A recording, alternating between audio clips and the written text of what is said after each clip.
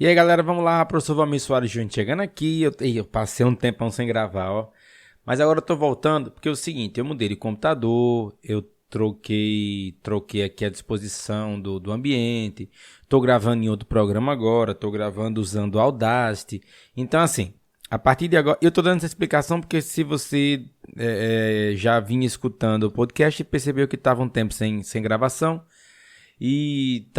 eu peguei um período bem complicado, assumi um cargo na gestão aqui do campus onde eu trabalho e estava realmente bem complexo. Mas vamos lá, agora eu estou voltando, vamos voltar a gravar essas normas. Eu quero terminar de gravar essas normas para depois começar a gravar outros conteúdos aqui para a gente trocar uma ideia, usar esse canal, usar o podcast para realmente poder gerar mais conteúdos, outros tipos de conteúdo de maneira geral, tá bom? Então, vamos lá. Professor Valmir Soares Júnior, lembrando que o meu principal canal de comunicação nem é aqui, o podcast. Eu convido todo mundo a conhecer o meu canal no YouTube, onde onde eu produzo mais conteúdo, principalmente, e também no Instagram, lá no @Prof. Valmir Soares Júnior. Mas vamos lá, que hoje a gente vai estudar a NBC-TG 16. Só mais uma coisa. Sobre frequência, eu espero voltar a produzir, voltando agora, produzir pelo menos uma norma por semana. Uma norma por semana, ao menos, eu consigo gravar. Separo um tempinho, gravo, a edição é razoavelmente simplificada, já que eu não faço muitas edições. O que eu faço é dar uma limpada no som, retirar o ruído, o microfone já é legal, então assim, não tem muita coisa para ser editada, tá bom? Então, nos vemos aqui, se tudo der certo, semanalmente, se tudo der certo. A partir de agora, e vamos lá. NBC-TG 16, que é a norma que trata sobre estoques. O objetivo dessa norma é estabelecer o tratamento contábil para os estoques. A questão fundamental na contabilização dos estoques é quanto ao valor do custo a ser reconhecido como ativo e mantido nos registros até que as respectivas receitas sejam reconhecidas. Esta norma proporciona orientação sobre a determinação do valor de custo dos estoques e sobre o seu subsequente reconhecimento como despesa em resultado, incluindo qualquer redução ao valor realizável líquido.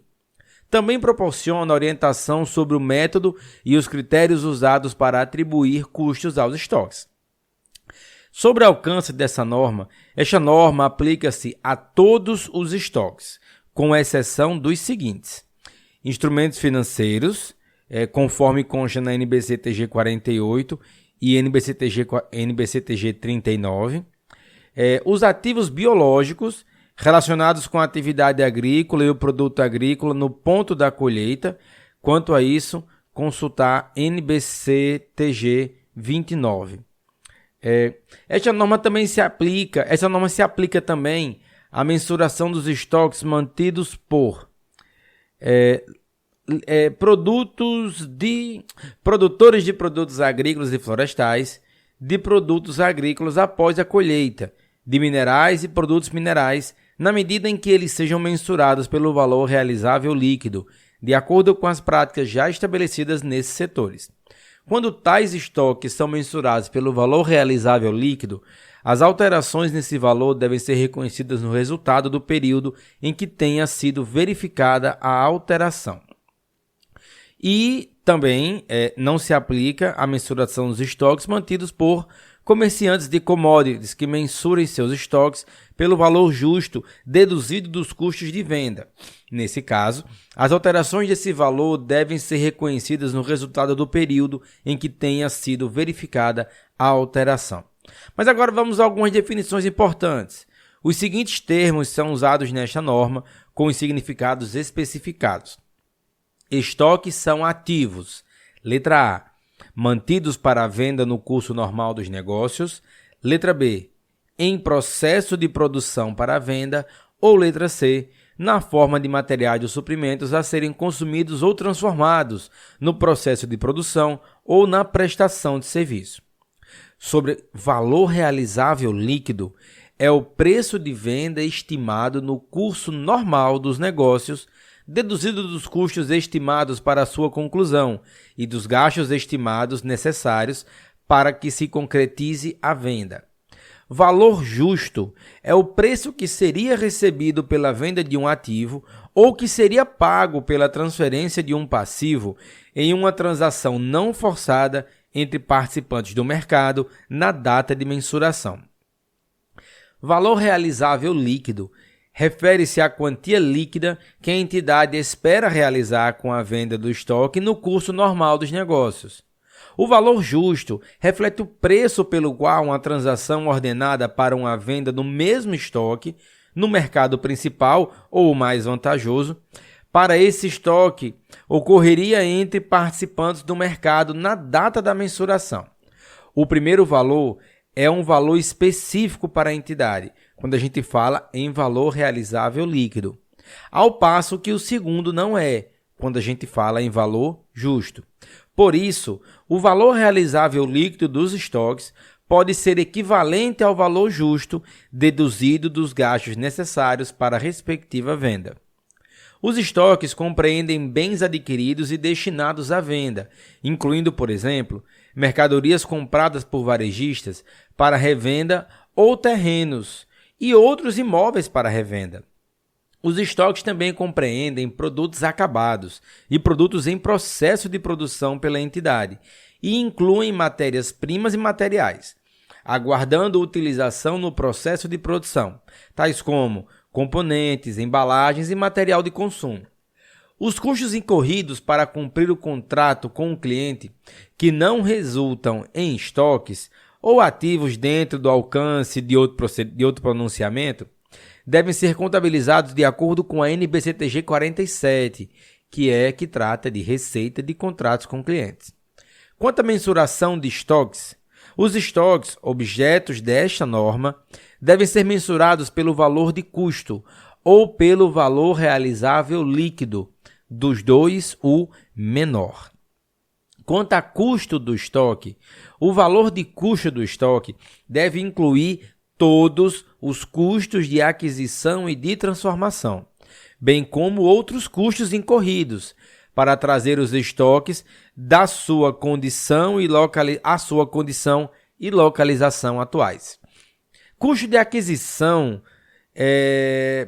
O custo de aquisição dos estoques compreende o valor de compra, os impostos de importação e outros tributos, exceto aqueles que forem recuperáveis, bem como os custos de transporte, seguro, manuseio e outros diretamente atribuíveis à aquisição de produtos acabados, materiais e serviços.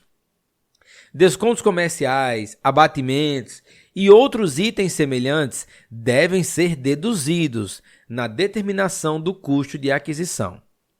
Custo de transformação.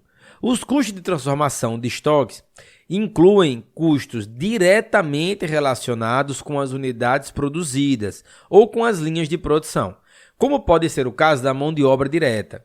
Também incluem a alocação sistemática de custos indiretos de produção, fixos e variáveis, que sejam incorridos para transformar os materiais e produtos em produtos acabados.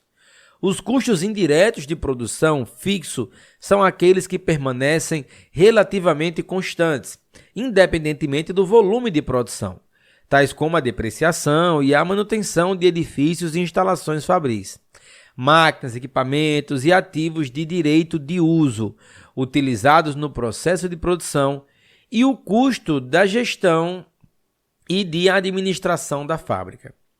Os custos indiretos de produção variáveis são aqueles que variam diretamente ou quase diretamente com o volume de produção, tais como os materiais indiretos e certos tipos de mão de obra indireta.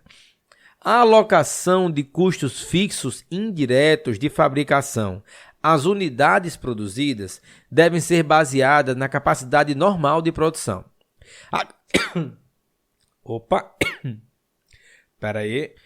A capacidade normal é a produção média que se espera atingir ao longo de vários períodos em circunstâncias normais.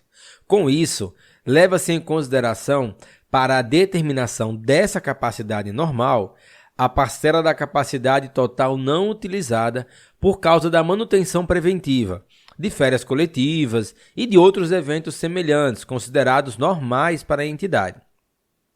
O nível real de produção pode ser usado se aproximar-se da capacidade normal. Como consequência, o valor do custo fixo alocado a cada unidade produzida não pode ser aumentado por causa de um baixo volume de produção ou ociosidade. Os custos fixos não alocados aos produtos devem ser reconhecidos diretamente como despesas no período em que são incorridos. Em períodos de anormal alto volume de produção, o montante de custo fixo alocado a cada unidade produzida deve ser diminuído de maneira que os estoques não são mensurados acima do custo. Os custos indiretos de produção variáveis devem ser alocados a cada unidade produzida com base no uso real dos insumos variáveis de produção, ou seja, na capacidade real utilizada. Um processo de produção pode resultar em mais de um produto fabricado simultaneamente. Este é, por exemplo, o caso quando se fabricam produtos em conjunto ou quando há um produto principal e um ou mais subprodutos. Quando os custos de transformação de cada produto não são separadamente identificáveis, eles devem ser atribuídos aos produtos finais, em base racional e consistente. Essa alocação pode ser baseada, por exemplo, no valor relativo da receita de venda de cada produto, seja em fase no processo de produção, em que os produtos se tornam separadamente identificáveis, seja no final da produção, conforme o caso. A maior parte dos subprodutos, em razão de sua natureza, geralmente são imateriais. Quando for esse o caso, eles são muitas vezes mensurados pelo valor realizável líquido, e este valor é deduzido dos custos de produção, do custo de produção principal. Como resultado, o valor contábil do produto principal não deve ser materialmente diferente de seu custo. Outros custos, que não de aquisição nem de transformação, devem ser incluídos nos custos dos estoques somente na medida em que sejam incorridos, para colocar os estoques no seu local e nas suas condições atuais. Por exemplo, pode ser apropriado incluir no custo dos estoques gastos gerais que não sejam de produção ou os custos de desenho de produção para clientes específicos. Exemplo de itens não incluídos no custo dos estoques e reconhecidos como despesa no período em que são incorridos. Letra A. O valor anormal de desperdício de material, mão de obra e outros insumos. Letra B. Gastos com armazenamento, a menos que sejam necessários ao processo produtivo entre uma e outra fase de produção. Letra C. Despesas administrativas que não contribuem para trazer o estoque ao seu local e condições atuais. E letra D. Despesas de comercialização, incluindo a venda e a entrega dos bens e serviços aos clientes. Quanto a custo do produto agrícola colhido proveniente de ativo biológico, segundo a NBCTG 29, que trata de ativo biológico e produto agrícola, os estoques que compreendam um produto agrícola que a entidade tenha colhido proveniente de seus ativos biológicos devem ser mensurados no reconhecimento inicial pelo seu valor justo, deduzido dos gastos estimados no ponto de venda, no momento da colheita.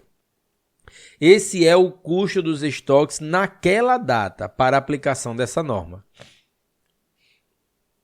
Outras formas de mensuração do custo de estoque, tais como custo padrão ou método de varejo, podem ser usados por conveniência, se os resultados se aproximarem do custo. O custo padrão leva em consideração os níveis normais de utilização dos materiais e bens de consumo, da mão de obra e da eficiência na utilização da capacidade produtiva. Ele deve ser regularmente revisto à luz das condições correntes. As variações relevantes do custo padrão em relação ao custo devem ser alocadas nas contas e nos períodos adequados de forma a se ter os estoques de volta ao seu custo. O método de varejo é muitas vezes usado no setor de varejo para mensurar estoques de grande quantidade de itens que mudam rapidamente. Itens que têm margens semelhantes e para os quais não é praticável usar outros métodos de custeio. O custo do estoque deve ser determinado pela redução do seu preço de venda na porcentagem apropriada à margem bruta. A porcentagem usada deve levar em consideração o estoque que tenha tido seu preço de venda reduzido, abaixo do preço de venda original. É usada muitas vezes uma porcentagem média para cada departamento de varejo. Quanto a critérios de valoração de estoque, o custo dos estoques de itens que não são normalmente intercambiáveis e de bens ou serviços produzidos e segregados para projetos específicos deve ser atribuído pelo uso da identificação específica de seus custos individuais. A identificação específica do custo significa que são atribuídos custos específicos a itens identificados do estoque. Este é o tratamento apropriado para itens que sejam segregados para um projeto específico, independentemente de eles terem sido comprados ou produzidos. Porém, quando há grandes quantidades de itens de estoque que sejam geralmente intercambiáveis, a identificação específica de custos não é apropriada. Em tais circunstâncias, um critério de valoração de itens que permanecem nos estoques deve ser usado. O custo dos estoques que não sejam os tratados nos itens 23 e 24 dessa norma deve ser atribuído pelo uso do critério primeiro a entrar, primeiro a sair, o PEPS, ou pelo critério do custo médio ponderado. A entidade deve usar o mesmo critério de custeio para todos os estoques que tenham natureza e usos semelhantes para a entidade. Para os estoques que tenham outra natureza ou uso, podem justificar-se diferentes critérios de valoração. Por exemplo, os estoques usados em um segmento de negócio podem ter um uso para a entidade diferente do mesmo tipo de estoque usado em outro segmento de negócio. Porém, uma diferença na localização geográfica dos estoques ou nas respectivas normas fiscais, por si só, não é suficiente para justificar o uso de diferentes critérios de valoração de estoque. O critério PEPS, primeiro a entrar, primeiro a sair, pressupõe que os itens de estoque que foram comprados ou produzidos primeiro sejam vendidos em primeiro lugar e, consequentemente, os itens que permaneceram em estoque no fim do período sejam os mais recentemente comprados ou produzidos. Pelo critério do custo médio ponderado, o custo de cada item é identificado a partir da média ponderada do custo de itens semelhantes no começo de um período e dos custos dos mesmos itens comprados ou produzidos durante o período. A média pode ser determinada em base periódica ou à medida em que cada lote seja recebido, dependendo das circunstâncias da entidade. Quanto a valor realizável líquido, o custo dos estoques pode não ser recuperável se esses estoques estiverem danificados, se tornarem total ou parcialmente obsoletos, ou se os seus preços de venda tiverem diminuído. O custo dos estoques pode também não ser recuperável se os custos estimados de acabamento ou os custos estimados a serem incorridos para realizar a venda tiverem aumentado.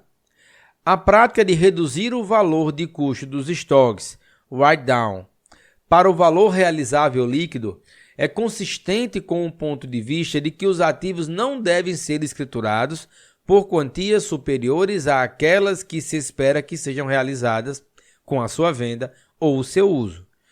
Os estoques geralmente devem ser reduzidos para o seu valor realizável líquido, item a item. Em algumas circunstâncias, porém, pode ser apropriado agrupar unidades semelhantes ou relacionadas.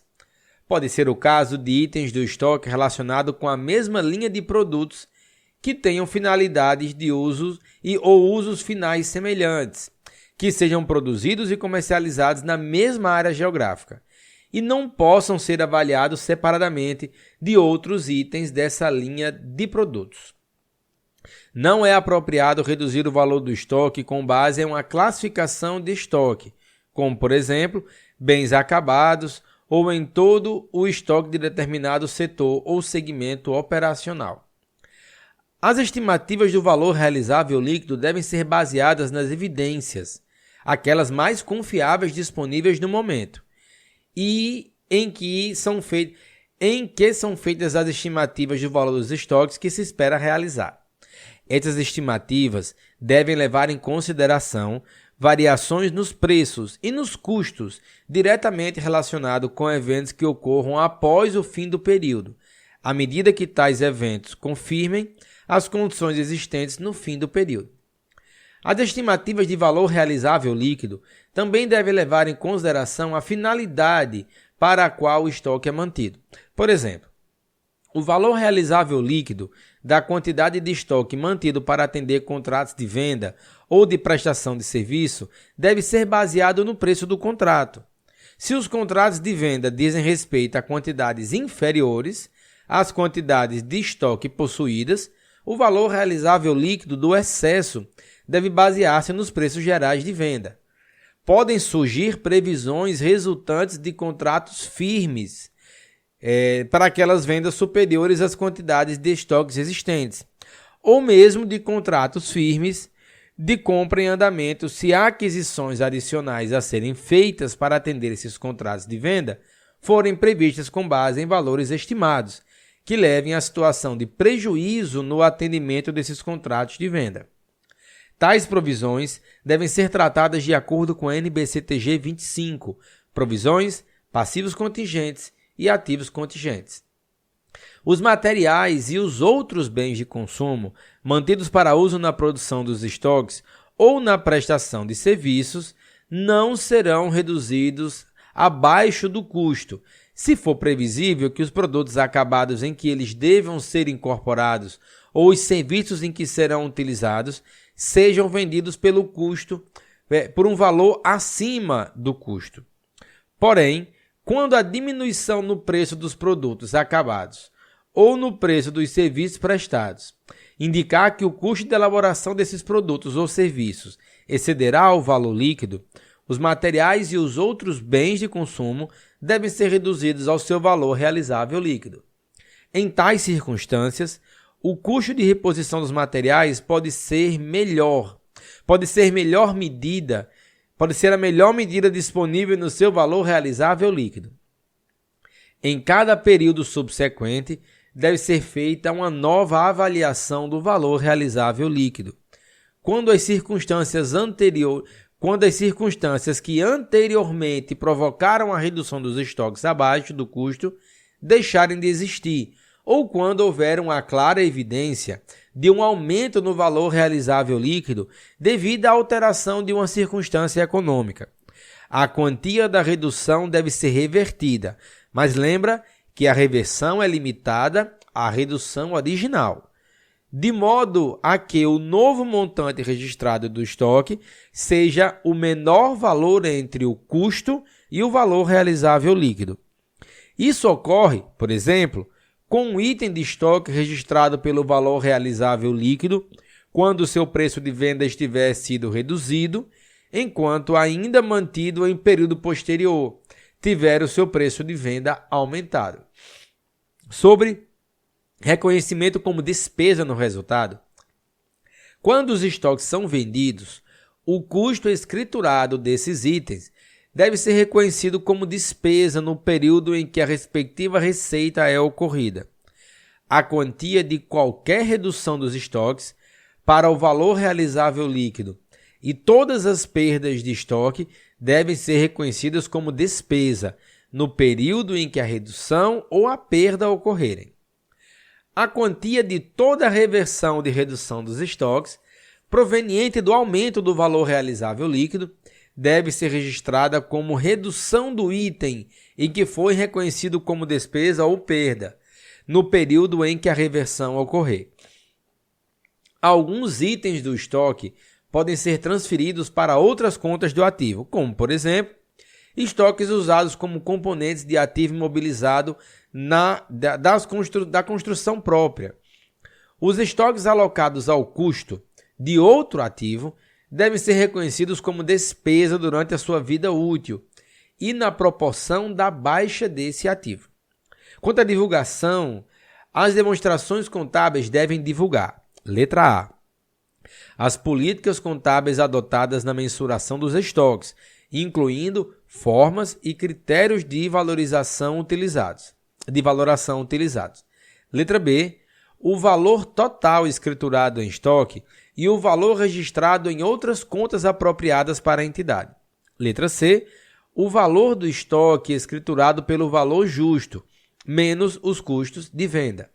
Letra D, o valor de estoques reconhecidos como despesa durante o período.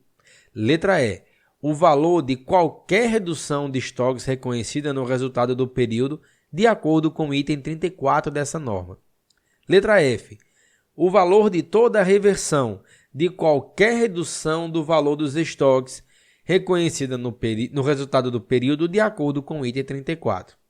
Letra G, as circunstâncias ou os acontecimentos que conduziram à reversão de redução dos estoques, de acordo com o item 34. E letra H, o montante escriturado de estoques dados como penhor de garantia de passivos. A informação relativa a valores contábeis contabilizados em diferentes classificações de estoque e a proporção da alteração nesses ativos são úteis para os usuários das demonstrações contábeis. As classificações comuns de estoque são mercadorias, bens de consumo de produção, materiais, produtos em elaboração e produtos acabados. O valor do estoque baixado, reconhecido como despesa durante o período, o qual é denominado frequentemente como custo dos produtos, custo das mercadorias ou custo dos serviços vendidos, consiste nos custos que estavam incluídos na mensuração do estoque agora vendido. Os custos indiretos de produção eventualmente não alocados aos produtos e os valores anormais de custo de produção devem ser reconhecidos como despesa no período em que ocorram, sem transitar pelos estoques, dentro desse mesmo grupo, mas de forma identificada.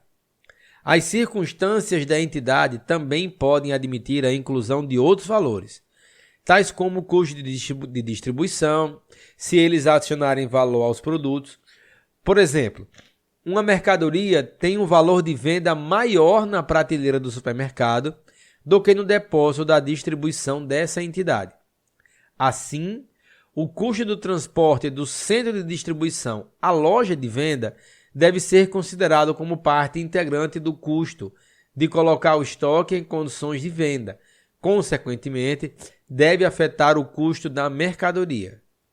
Algumas entidades adotam um formato para demonstração do resultado que resulta na divulgação de valores que não sejam custo dos estoques reconhecidos como despesa durante o período. De acordo com esse formato, a entidade deve apresentar a demonstração dos custos das vendas usando uma classificação baseada na natureza desses custos, elemento por elemento. Nesse caso, a entidade deve divulgar os custos reconhecidos como despesa, item a item, por natureza, matérias-primas e outros materiais, evidenciando o valor das compras e da alteração líquida nos estoques iniciais e finais, mão de obra, outros custos de transformação e etc. Em razão dessas alterações, as disposições não alteradas dessa norma são mantidas, com a sigla NBCTG 16, já que a gente está falando de uma norma que já passou por revisão. Pessoal, essa foi a leitura da norma NBCTG 16. Eu espero que vocês façam bom proveito, que vocês estejam aproveitando o conteúdo lá no YouTube também. E lembra de acessar o meu site para ter acesso a mais materiais e mais cursos, muito mais conteúdos disponíveis para vocês, beleza? Vou ficando por aqui, até o próximo episódio. Acho que um por semana agora finalmente eu consigo gravar. Valeu, galera, forte abraço e até mais.